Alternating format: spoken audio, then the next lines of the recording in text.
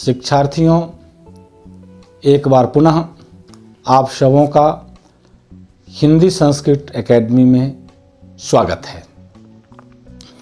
वादे के अनुसार मैं पुनः आज आपको वाह्य प्रयत्न के बारे में बताऊंगा, जो मैंने पहले बता चुका हूं। शिक्षार्थियों, आपको कुछ कमेंट के माध्यम से हमें ज्ञात हुआ है कि ये जो हम पढ़ा रहे हैं प्रयत्न, वो हिंदी है या संस्कृत है। तो मैं आप सबों को ये कन्फ्यूजन दूर कर देता हूं कि प्रयत्न हिंदी और संस्कृत दोनों में पूछा जाता है। इसलिए मैं इसका अलग अलग वीडियो नहीं बनाऊंगा। मैं आप लोगों को हिंदी और संस्कृत दोनों के बारे में बतला रहा हूं। ये हिंदी व्याकरण में भी पूछे जाते हैं, संस्कृत व्याकरण में भी पूछे जाते हैं। आप लोगों को ज्ञात है, संपूर्ण जो शब्द शास्त्र है वो संस्कृत व्याकरण से ही निकली है। संस्कृत व्याकरण जो आप जानते हैं, पढ़ते हैं, उसी की अनेक शाखाएं हिंदी है या और व्याकरण है। क्योंकि संस्कृत साहित्य में कहा गया है कि संस्कृत व्याकरण के प्रणेता भगवान शंकर हैं। उन्होंने एक बार डमरू बजाई और जिन जिन ऋषि मुनियों की जो जो अपेक्षाएं थी उन्हें प्राप्त हो गया। उन्हीं प्राप्ति में हमारे व्याकरण के प्रणेता महर्षि पाणिनि ने ये व्याकरण शास्त्र की रचना की, जो मैं आगे बताऊंगा कैसे। भगवान शंकर के अनुसार 63 या 64 वर्ण हैं, जो फिर कभी चर्चा के क्रम में बताऊंगा क्या होता है 63 या 64 वर्ण, वो बाद की बात है। इसीलिए मैं आप सबों को ये वाह्य प्रयत्न के बारे में आज मैं बताना चाहता हूं। शिक्षार्थियों, ये अध्याय जो है, ये चैप्टर जो है, वो बहुत ही महत्वपूर्ण है। वो आप लोगों के लिए जीवन पर्यंत काम देने वाली है। इसलिए मैं इस पर ज्यादा जोर दे रहा हूं। तो अधिक बात न करते हुए अब आइए वाह्य प्रयत्न के बारे में। वाह्य प्रयत्न 11 प्रकार के होते हैं, जो विवार, संवार, श्वास, नाद, घोष, अघोष, अल्पप्राण, महाप्राण, उदात्त, अनुदात्त और स्वरित नाम से जाने जाते हैं। ये 11 प्रकार के वाह्य प्रयत्न होते हैं। उन सबों का मैंने कोष्ठ के माध्यम से बतलाने का प्रयास किया है, जो उनमें वर्ण विभाजन कैसे हैं, कौन कौन वर्ण इस प्रयत्न के अंतर्गत आते हैं। मैंने एक टेबल बनाया है, आप इसका अध्ययन करें और देखें। विवार, श्वास और अघोष प्रयत्न के अंतर्गत ये वर्ण आते हैं, जो क, ख, च, छ, ट, ठ, त, थ, प, फ, तालव्य स, मूर्धन्य स और दंत स। ये वर्ण विवार, श्वास और अघोष प्रयत्न के अंतर्गत आते हैं। कहने का मतलब, अगर इसको आप शॉर्ट में कहेंगे तो प्रत्येक वर्ग के पहला और दूसरा वर्ण विवार, श्वास और अघोष वर्ण होते हैं। उसी तरह तालव्य स, मूर्धन्य स और दंत स विवार, श्वास और अघोष वर्ण होते हैं। आपको पता है, एक वर्ग में 5 वर्ण होते हैं और 5 वर्ग होते हैं, जो क वर्ग, च वर्ग, ट वर्ग, तवर्ग और पवर्ग के नाम से जाने जाते हैं।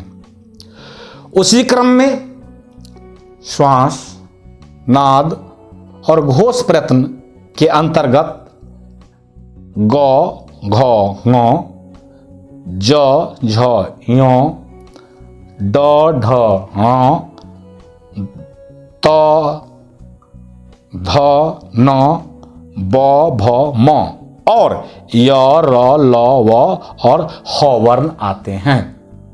दूसरे शब्दों में शॉर्ट में अगर आप याद करना चाहते हैं तो वर्गों के तीसरा, चौथा और पांचवा वर्ण य, र, ल, व और ह का संवाद, नाद और घोष प्रयत्न होते हैं।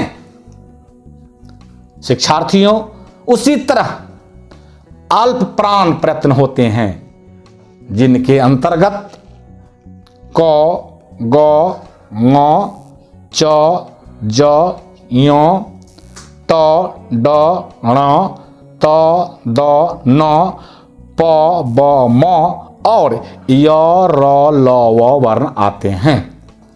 अगर आप उसको दूसरे शब्दों में कहते हैं तो वर्गों का पहला, तीसरा और पांचवा वर्ण और य, र, ल, व का अल्प प्राण प्रयत्न होता है। ध्यातव्य है, प्रत्येक वर्ग के पहला, तीसरा और पांचवा वर्ण देखिए, क वर्ग, च वर्ग, ट वर्ग, त वर्ग और प वर्ग, य, र, ल, व। महापा प्राण प्रयत्न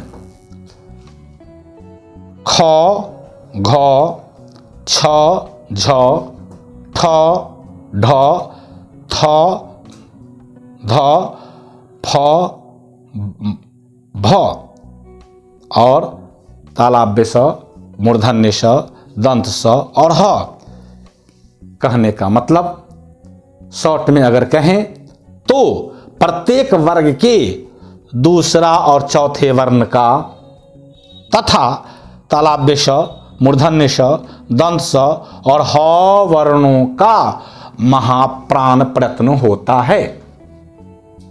शिक्षार्थियों, उसी क्रम में उदात्त, अनुदात्त और स्वरित प्रयत्न के अंतर्गत अ, इ, उ, री, री, ए, ओ, ऐ और औ वर्ण आते हैं। शिक्षार्थियों, आपसे प्रश्न कैसे पूछते हैं परीक्षा में? क वर्ण का कौन सा प्रयत्न होगा? तो आप लिख देंगे अल्प प्राण, 1 नंबर मिल जाएंगे आपको। ख वर्ग वर्ण का कौन सा प्रयत्न होगा?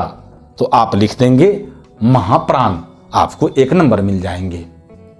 इसलिए इसका आप गहन से गहन अध्ययन करें और जिससे आपको अच्छे से अच्छे नंबर आएं। अभी तक आपने जितना भी परीक्षा दिए होंगे लगभग उसमें से 1 या 2 प्रश्न इससे संबंधित रहते ही हैं।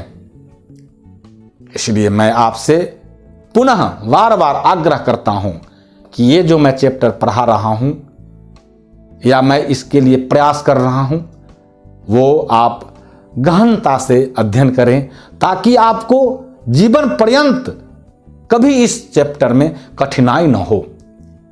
शिक्षार्थियों, अभी तक हर कोई आपके सम्मुख नए नए ट्रिक, नए नए तरीका लेके आते हैं। ट्रिक से पढ़ने से आप किसी बोर्ड की परीक्षा को पास कर सकते हैं, लेकिन अगर आपको कहीं भी प्रतियोगिता परीक्षा देना हो तो आप ट्रिक से पास नहीं कर सकते, ऐसा मेरा मानना है। तो आप जहां भी हों, जिस किसी भी परीक्षा की तैयारी कर रहे हों, तो आप व्याकरण विषय का गहन से अध्ययन करें। मैं इसलिए हिंदी के माध्यम से भी, संस्कृत से माध्यम से भी व्याकरण का अध्ययन इसलिए करवाता हूं ताकि आपको बेसिकली कहीं से कोई दिक्कत नहीं हो। शिक्षार्थियों, मेरा प्रयास अगर आपको सार्थक लगता हो तो आप कमेंट के माध्यम से बताएंगे। और जहां कठिनाई होती है, आप लोगों को समझ में दिक्कत आती हो, मैं यह मानता हूं कि यह जो मैं चैप्टर आपके सम्मुख रख रहा हूं थोड़ा कठिन है, क्योंकि आपने इसका गहन अध्ययन नहीं किया। लेकिन आप प्रयास करें और अच्छे से अध्ययन करें। अगले वीडियो में मैं आपको अनुवाद की ओर ले चलूंगा। उससे पहले एक और महत्वपूर्ण पाठ संस्कृत व्याकरण में है, जो शॉर्ट से शॉर्ट और अच्छे से अच्छे, जिसको हम कहते हैं आपके प्रत्याहार निरूपण या प्रत्याहार बनाना, इसके बारे में बताऊंगा।